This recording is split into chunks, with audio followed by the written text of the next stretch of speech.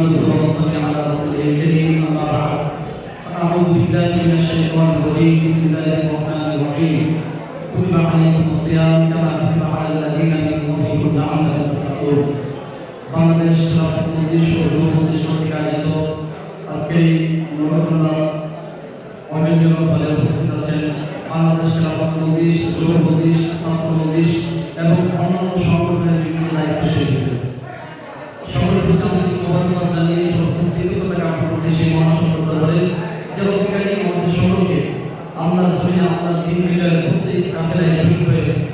কিছু কাজ করার জন্য আল্লাহ